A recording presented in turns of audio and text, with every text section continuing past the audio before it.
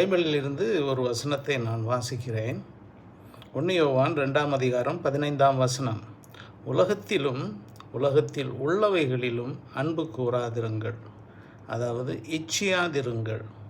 ஒருவன் உலகத்தில் அன்பு கூர்ந்தால் அவனிடத்திலே பிதாவின் அன்பில்லை என்று வேதம் சொல்லுகிறது. ஆனபடியினால் தேவனுடைய பிள்ளைகளே, நாம் உலகத்தில் வாழ்கிறோம்.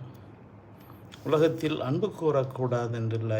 பைபிளே சொல்கிறது, தேவன் உலகத்தில் அன்பு கூர்ந்து தம்முடைய குமாரனை கொடுத்தார் என்று. அப்படியானால் உலகத்தில் அல்ல, உலகத்தில் உள்ள ஆத்துமாக்கள் மீது, ஒவ்வொரு ஆத்துமாவிலும், முழு உலகத்திலும் அவர் அன்பு கூர்ந்தார். உலகத்தில் உள்ள மதத்தை அவர் நேசிக்கவில்லை, அரசியலை நேசிக்கவில்லை. உலகத்தில் தம்முடைய பிரதான கையின் சிருஷ்டியாகிய ஆத்துமா மனிதனை அவர் நேசித்தார்.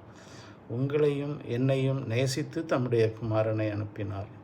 ஆனபடியினாலே வேதம் சொல்கிறது, உலகத்தில் உள்ளவைகளிலும் அன்பு கூறாதிருங்கள், அதை இச்சியாதிருங்கள் என்று சொல்கிறது. சொல்லும் பொழுது 3 வகையான காரியங்களை அங்கே சொல்லுகிறது. மாமிசத்தின் இச்சை, 2வது கண்களின் இச்சை, 3வது ஜீவனத்தின் பெருமை. இந்த 3ம் ஆதியாகமம் 3 அதிகாரம், சங்கீதம் 51 இவைகளிலே விவரிக்கப்பட்டிருக்கிறது. ஒவ்வொரு மனிதனும் இந்த 3 குணாதிசயங்களோடு பிறந்திருக்கிறான்.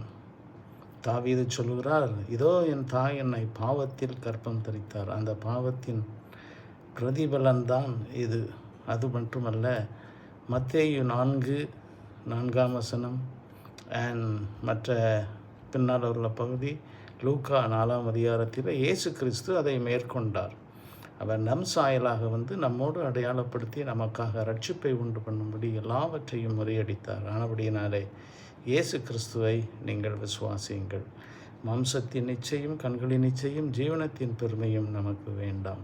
அதை தேவன் அருவருக்கிறார்.